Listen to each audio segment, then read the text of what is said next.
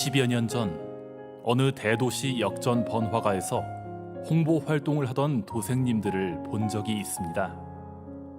당시엔 별 관심이 없었던 탓에 그냥 스쳐 지나고 말았는데요.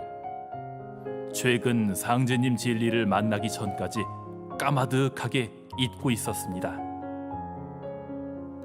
2017년 10월 어느 날 TV 채널을 돌리던 중 그야말로 우연히 상생방송을 발견하였습니다.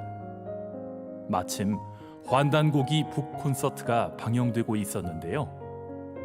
9,000년 역사를 간직한 한민족의 자긍심을 느낄 수 있었습니다. 매일 TV를 시청하던 저는 좀 더 자세히 알아봐야겠다라는 생각에 시청자 상담실로 연락하였는데요. 친절한 안내와 함께 다양한 진리 서적도 보내주었습니다. 책을 꼼꼼히 읽은 후 마침내 증산도 안산 상록수도장을 방문하였는데요. 수호사님 이야기를 들으면서 20여 년간의 기독교 신앙 생활에서 가졌던 의문들을 조금이나마 해소할 수 있었습니다. 그때부터 바로 진리 공부를 시작하여 춘생추살과 개벽 실제 상황 등 진리 서적도 읽었는데요. 태을주는 앞세상 전 인류에게 제1의 생명이다. 누구도 태을주를 읽어야 한다. 몸에서 태을주 냄새가 나도록 읽어라. 태상 종도사님 말씀에서 상제님 진리를 몰랐다면 어떻게 됐을까? 라는 생각에 가슴이 벅차올랐습니다. 무엇보다 부모님과 조상님들의 음덕으로 지금 제 자신이 있다는 사실을 이제야 알게 되어 죄송할 따름인데요. 도장에서 청수를 모시고 사배심고를 올린 후 태을주 수행을 하는 것이 놀랍기만 합니다. 기독교 신앙을 하면서 미신이라 여겼기 때문이죠. 제가 상제님 진리를 확신하기까지는 수호사님의 강력하고 일심 어린 교육을 빼놓을 수 없는데요. 입도하기까지 보살펴 주신 수호사님께 감사드립니다. 앞으로 진리 공부와 태을주 정성 수행을 열심히 하면 저의 신앙도 더욱 성숙하지 않을까 생각합니다. 앞으로 일심으로 신앙하여 상제님과 태모님, 태상 종도사님과 종도사님께 보은하겠습니다.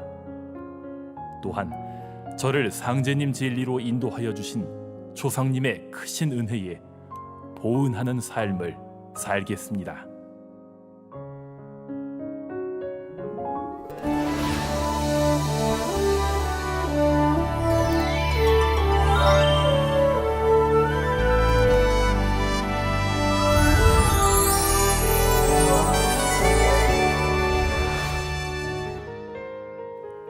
제가 천안에서 나주로 이사 온 것은 10년 전 일인데요.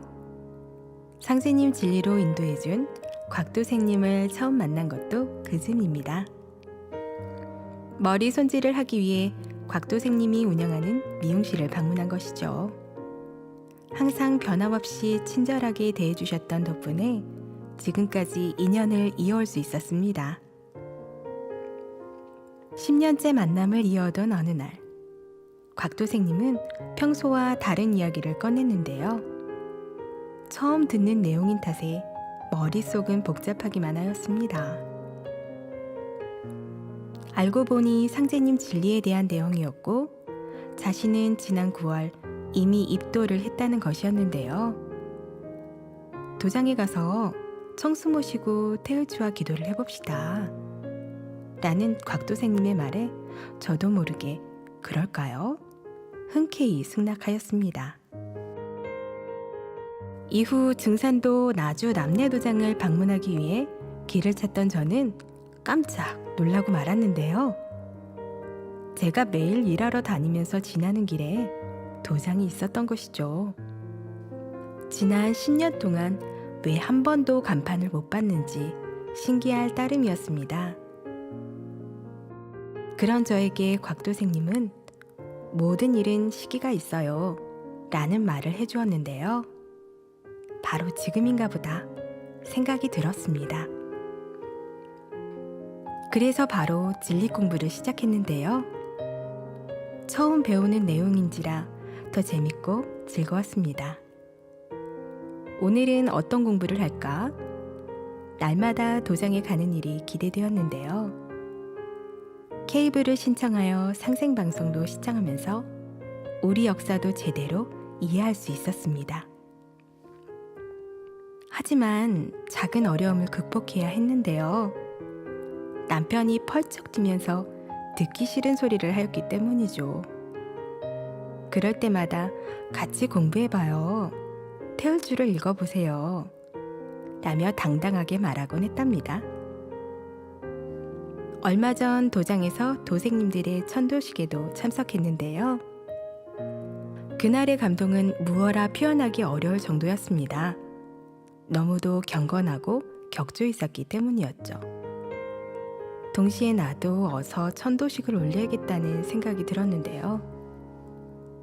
입도식 이후 본격적으로 정성 수행을 하면서 준비하기로 하였습니다. 상제님, 태모님, 앞으로 진리 공부와 태을주 수행에 힘써 가을 기벽기 열매 맺는 도생이 되겠습니다. 태상 종도사님, 종도사님, 항상 사람들에게 진리를 전하는 참도생이 되겠습니다. 조상님, 열심히 신앙하여 상제님 진리를 만날 수 있도록 인도하여 주신 그 은혜 반드시 보은하겠습니다.